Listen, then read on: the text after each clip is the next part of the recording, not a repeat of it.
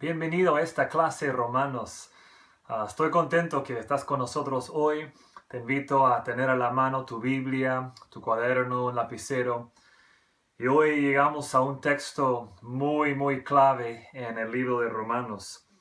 Romanos 3, hoy Romanos 3, 21 al 24. Y voy a leer desde el versículo 19 para darnos un poco del contexto aquí. Estoy leyendo aquí Romanos 3, versículo 19. Pero sabemos que todo lo que la ley dice, lo dice a los que están bajo la ley, para que toda boca se cierre y todo el mundo quede bajo el juicio de Dios. Ya que por las obras de la ley, ningún ser humano será justificado delante de él, porque por medio de la ley es el conocimiento del pecado. Ahora el versículo 21. Pero ahora, aparte de la ley, se ha manifestado la justicia de Dios, testificada por la ley y por los profetas.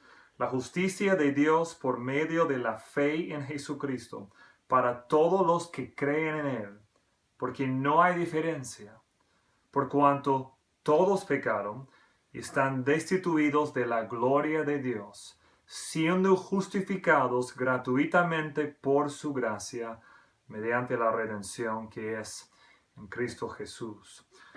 Otra vez los versículos 19 y 20 ahí. Pero sabemos que todo lo que la ley dice, lo dice a los que están bajo la ley, para que toda boca se cierre y todo el mundo quede bajo el juicio de Dios. Aquí Pablo pone esa frase, para que toda boca se cierre. Y es para mostrarnos que todo el mundo es responsable ante Dios.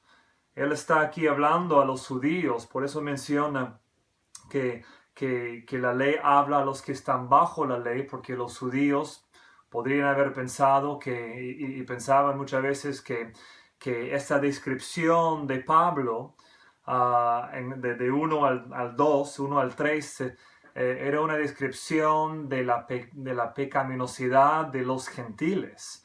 Y Pablo quiere que ellos capten que la ley habla. Ahí en Romanos 3, él menciona cita tras cita del Antiguo Testamento, de la ley, donde Dios aclara que todos estamos bajo pecado. Y su punto es que esa es la ley, hablando a los que están bajo la ley, los judíos, que no hay ninguna duda, todos estamos bajo esta responsabilidad ante Dios y todos estamos bajo el pecado y, por cierto, condenados delante de Él. Es decir, que nadie puede ser justificado. Versículo 20, ya que por las obras de la ley ningún ser humano será justificado delante de Él. Nadie puede ser justificado, es decir, declarado justo por las obras de la ley. Y la pregunta es ¿por qué? Y debido a que la ley revela el pecado, y dado que todos somos pecadores, nadie puede encontrar su justificación ante Dios basado en el cumplimiento de la ley. La ley revela el pecado y todos somos pecadores. Nadie en el cumplimiento de la ley, en la obediencia a la ley, puede encontrar una justificación suficiente delante de Dios. Ese es el gran punto que Pablo quiere aclarar y confirmar en nuestro entendimiento, en nuestros corazones, para que nadie piense que puede buscar una justicia por alguna obra de la ley. Ahora, entrando al versículo 21 y esta gran sección de la justificación solo por la fe, no por obras, no por la ley, solo por la fe. Entrando a este gran pasaje, hay un concepto que tienes que tener como base en tu corazón y en tu entendimiento. Y es que la realidad aquí, que hace toda la diferencia, es que existe un Dios que por derecho de creación y por derecho de su propio carácter justo, por ser el creador del mundo y por su carácter justo, por aquellas dos cosas, eres el creador y en su carácter es santo y justo. Por esas dos cosas, Él es el juez de toda la tierra. Estamos hablando aquí de un Dios que tiene el derecho de ser el juez de toda la creación, de toda la tierra, de todo ser humano. Y aquí quiero leer una porción del Salmo 7, comenzando en el versículo 6. Levántate, oh Jehová, dice el salmista, en tu ira. Álzate en contra de la furia de mis angustiadores y despierta en favor mío el juicio que mandaste. El salmista está aquí aferrándose al Dios juez, al Dios el juez, porque Él quiere que venga el juez justo, el Dios, el juez, para que le dé una justicia en el mundo. Versículo 7 del Salmo 7. Te rodeará congregación de pueblos y sobre ella vuélvete a sentar en alto. Jehová juzgará a los pueblos.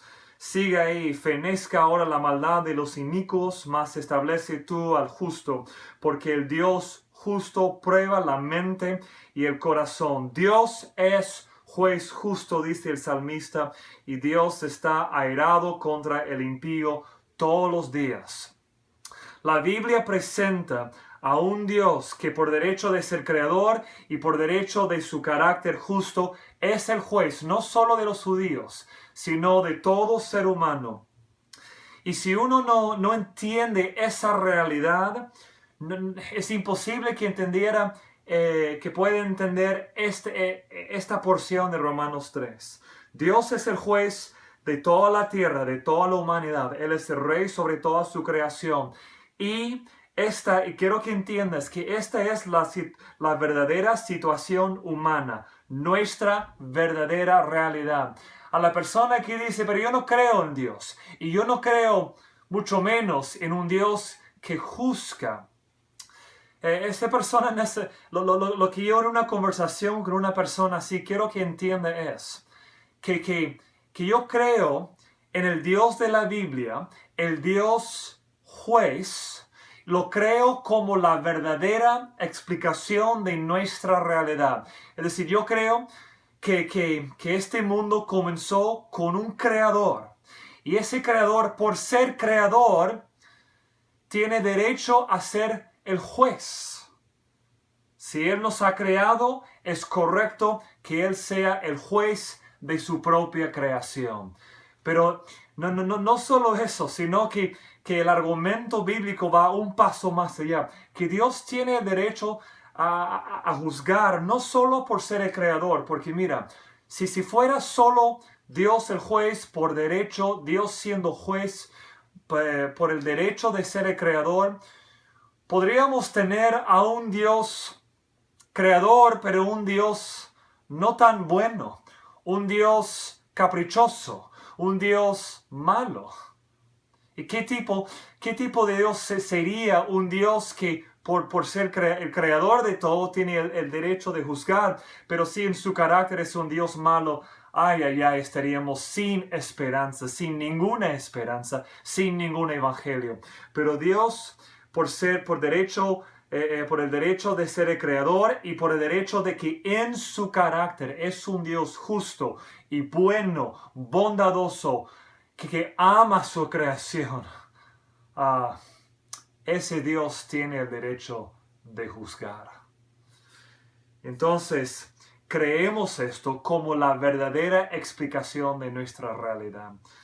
Lo expreso así: si estuviéramos hablando de una religión hecha por el hombre, una religión de sentimiento espiritual o algo por el estilo, este pasaje sería irrelevante.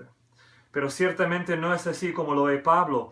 Este es el verdadero dilema humano.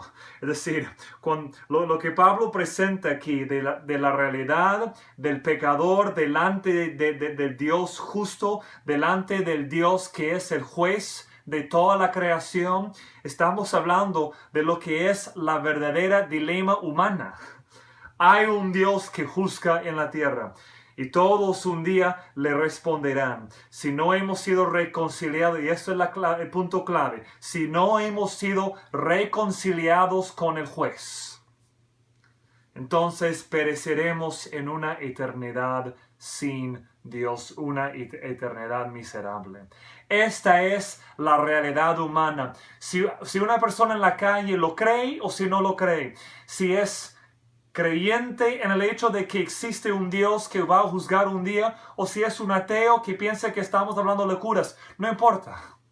Esta es la realidad humana. Aún esta persona que no cree en el Dios juez, un día encontrará que Dios es el creador de todo, que Dios es el juez sobre toda su creación. Esta es la realidad humana. Entonces, según esa realidad, ¿cuál es el dilema en el cual nos encontramos? Y es que Dios en la ley, en el Antiguo Testamento, ha revelado su estándar de justicia para la humanidad. El dilema es que nadie puede guardarlo. De hecho, nadie llega ni cerca. Todos estamos en el lugar de la condenación ante Dios. Y nuestra miserable justicia, nuestra muy poca justicia, es insuficiente ante un Dios santo. Y ese es el contexto. Ahora, te invito al versículo 21. En ese contexto, donde Pablo, desde Romanos 1:18 hasta Romanos 3:20, donde él nos ha llevado, dice, pero, versículo 21, pero ahora. Y aquí llegamos a uno de los peros, o ese pero ahora, de uno de entre varios que tenemos en la Biblia, y son bellos. Porque ese pero ahora indica que hasta el momento Pablo nos ha descrito una realidad muy fea, muy difícil, de condenación, de miseria. Pero luego dice, pero ahora. ¿Y cuál es la explicación que él va a dar aquí para darnos una esperanza?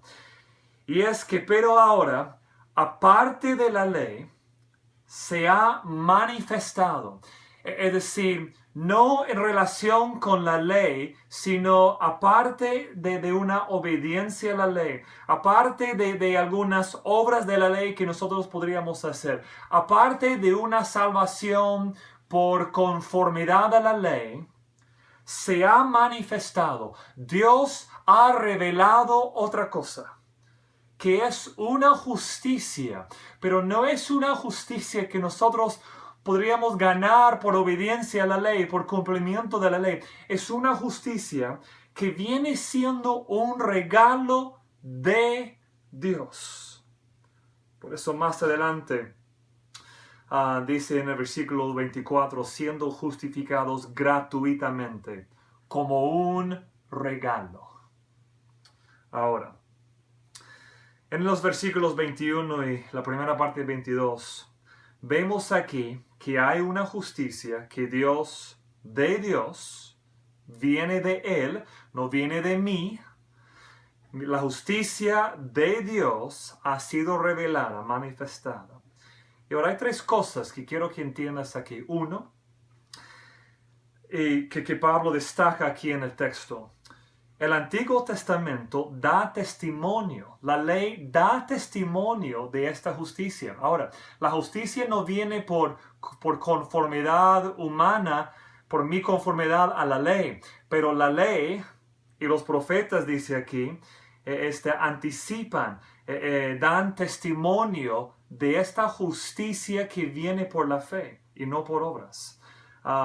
Versículo 21, pero ahora aparte de la ley se ha manifestado la justicia de Dios testificada por la ley y por los profetas. Ahora, ¿de qué está hablando aquí Pablo? Y es que aunque la justicia no viene por nuestra conformidad a la ley, la misma ley y los profetas testifican de una justicia por fe, de una justicia ajena, de una justicia que viene no por conformidad a la misma ley, sino por fe.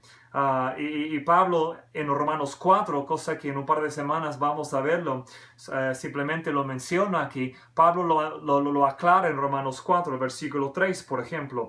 Porque ¿qué dice la Escritura?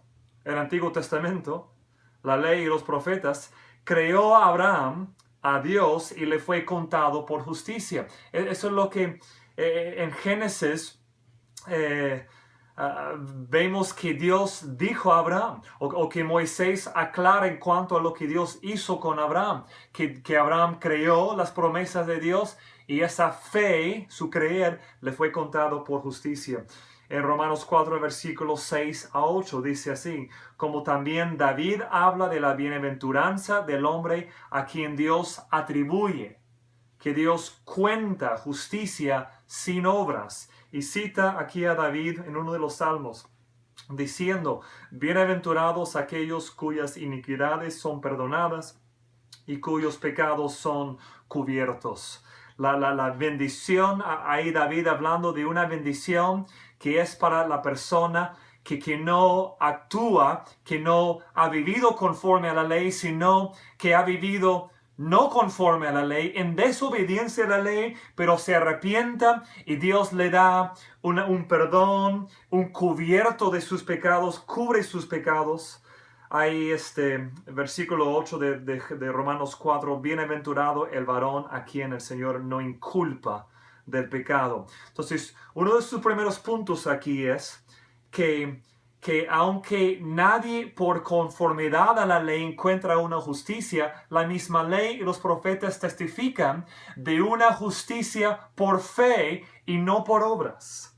Ahora, la segunda cosa es que Pablo aclara es que esta es una justicia no relacionada con nuestra observancia de la ley. Y ya lo hemos mencionado, puedo ser muy breve aquí. Es una justicia ajena. Y aquí estoy usando el término de los reformadores, de Lutero específicamente. Una justicia ajena.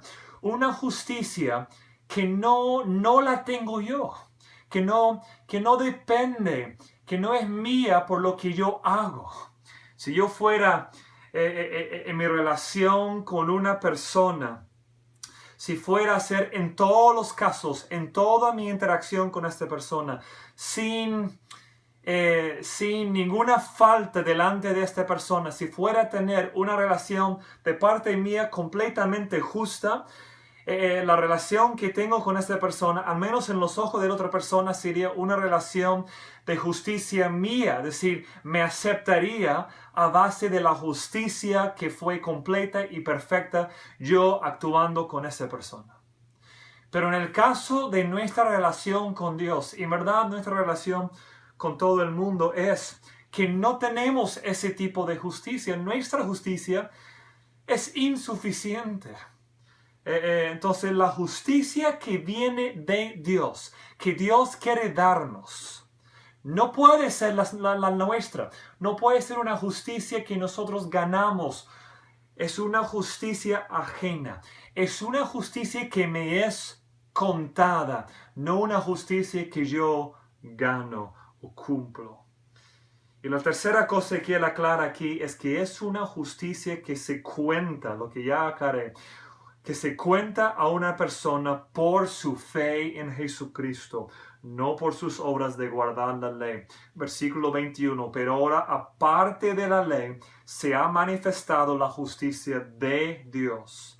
Es testificada por la ley y por los profetas, pero es la justicia de Dios por medio de la fe en Jesucristo. No es mi justicia, es la justicia de Jesucristo. La justicia ajena de mí que viene de Dios, que es la vida perfecta de Jesucristo. Por eso, por si acaso, la vida perfecta que Él vivió sin pecado vale, porque es esa vida justa que Él en su vida en el mundo, en la tierra, cumplió, que hizo, sin falta. No hubo pecado en Él, ni uno.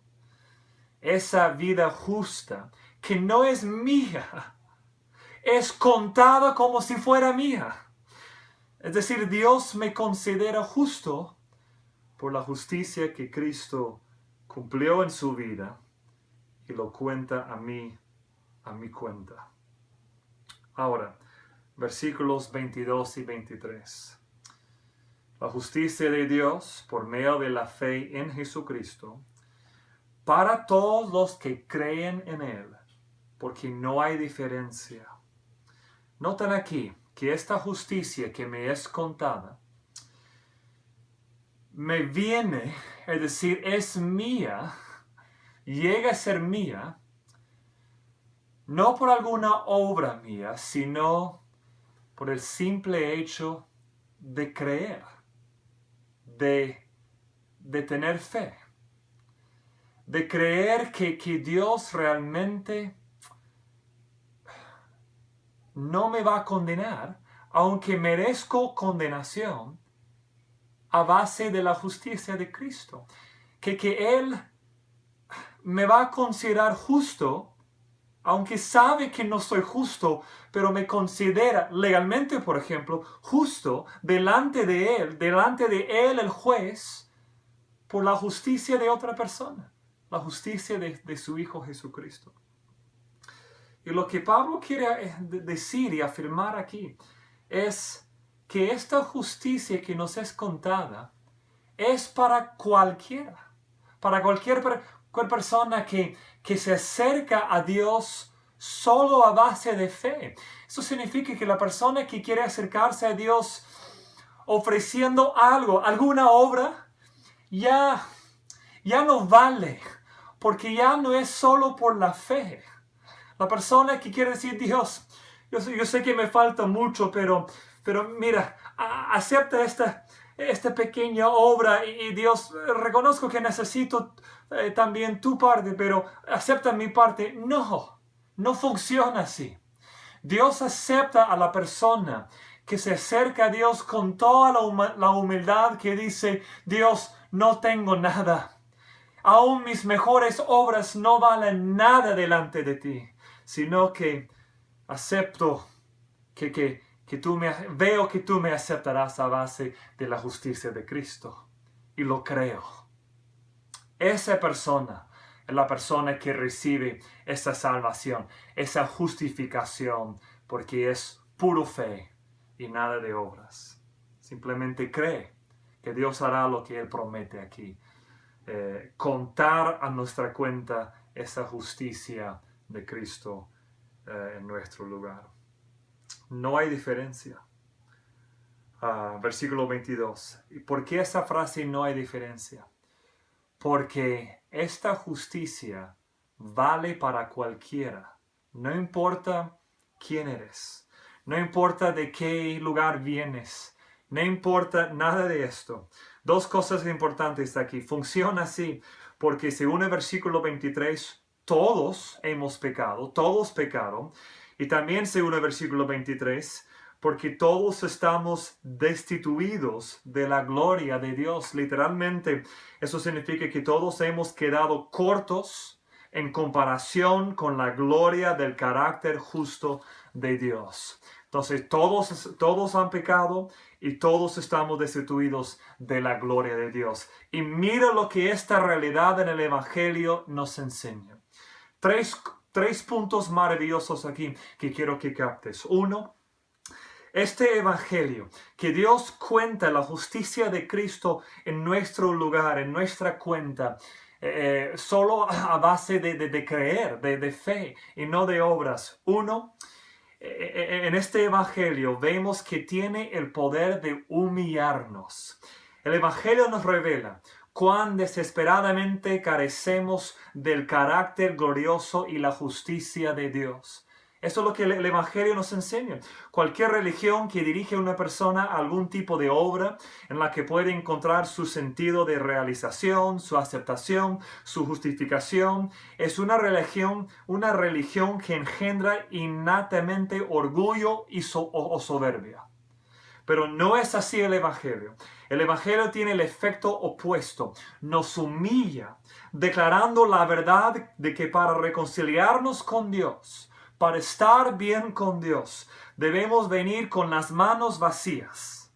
reconociendo que no somos más que pecadores y que hemos quedado demasiado cortos de la gloriosa norma del carácter justo de Dios. Mira, este evangelio de Dios nos humilla. Y nos humilla profundamente porque no nos permite llegar con ya un 5% y pidiendo que Dios da la otra parte, un 50%, ni un 1%. Es para que nadie se gloríe, dice Pablo en Efesios. El evangelio está diseñado así para humillarnos y tiene ese efecto, porque nadie se salva hasta que pase por ese proceso de humillación en que Dios le llega a ver la profundidad de su pecado y que no hay salvación aparte de una justicia ajena contada a su cuenta. En segundo lugar, el evangelio no solo nos humilla, sino también tiene el poder de unificarnos. El mundo categoriza naturalmente a las personas. Por ejemplo, pone a las personas en diferentes niveles por el estado social, riquezas, conexiones familiares, educación, raza, belleza, habilidad, etc. Y quiero que entiendan que muchas religiones hacen la misma cosa. Clasifican a las personas por lo bien que sirven, cuánto dan, cuán sacrificadas son, cuánto sufren, etcétera, etcétera. Y el evangelio no quiere nada que ver con eso. No es una religión en sí. El evangelio declara que todos nosotros, independientemente de nuestro estado social, de nuestra raza, de nuestras riquezas, de nuestras conexiones familiares, de nuestras habilidades, no somos más que pecadores.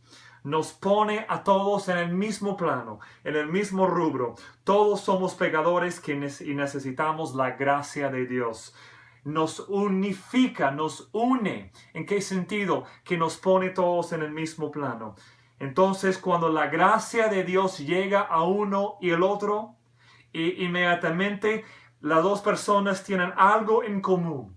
No importa si uno es empresario, el otro limpia baños. No importa si uno es de una familia de poder, de influencia, y otro viene de una familia muy pobre. No importa. Cuando ambos se encuentran ahí en ese plano de solo pecadores y nada más que pecadores, y ambos reciban la gracia de Dios, pueden girar y verse y saber que tenemos algo en común. Ay, qué bello es este evangelio que une a personas de cualquier de cualquier fondo. Es decir, el evangelio nos humilla, nos une, y en tercer lugar, quiero que entiendan, el evangelio tiene el poder de levantarnos. El evangelio primero nos lleva hacia abajo, hasta donde vemos que somos solo pecadores que necesitan desesperadamente la gracia de Dios. Entonces nos eleva, no por nuestras propias obras o por nuestro propio esfuerzo o por nuestro propio desempeño, sino solo por la gracia de Dios. Y ese alzamiento, ese levantamiento dependiera de si ese alzamiento dependiera de nuestras obras o de nuestro esfuerzo, estaríamos constantemente temerosos de perderlo, de perder nuestra justificación. Pero como el levantamiento es por la gracia de Dios, entonces es tan cierto como el carácter de Dios. Eso es algo que vamos a ver más adelante, que a base de todo esto está el carácter de Dios, que Dios nos salva así para que Él mantiene su justicia, su posición, su ser justo, y también para que puede justificarnos por la justicia de Cristo. Ahora, versículo 24, solo la primera parte, siendo justificados gratuitamente por su gracia. Es decir, el evangelio nos pone a todos en el mismo rubro, pecadores destituidos de la gloria de Dios, y viene Dios en Cristo, por lo que Él hizo en la cruz, y nos justifica gratuitamente como un regalo por su gracia. Y quiero terminar diciendo esto.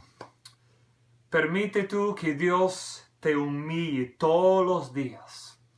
Espero que esta semana sea una semana en que día tras día, hora tras hora, Dios te lleve en tus pensamientos a una reflexión sobre tu propio estado pecaminoso, que te humille constantemente así. Permite que Dios te humille todos los días a reflexionar sobre la realidad de que has quedado muy corto de la gloriosa norma de la justicia de Dios. Y luego permite que Dios te levante cada día mientras reflexiones sobre su gloriosa gracia, que Él te amó lo suficiente como para sufrir y morir por ti. Y permite que Dios una tu corazón a otros creyentes, especialmente a otros que, según los estándares humanos, son muy diferentes de ti, pero que en el glorioso plan del Evangelio de Dios son como tú, como yo, pecadores salvos por la gracia. Si tú constantemente reflexionas, meditas sobre estas verdades del Evangelio, la gracia y la bondad, la misericordia que Dios formará en tu propio corazón, te va a cambiar desde dentro hacia afuera.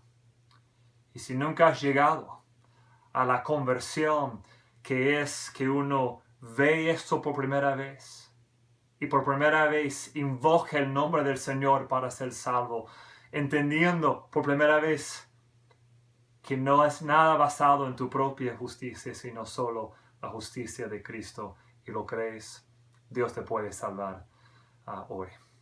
Y qué gozo tendremos en ver esta realidad. Que Dios te lleve una semana llena de estas reflexiones para humillarte y para levantarte en su gracia. Dios te bendiga.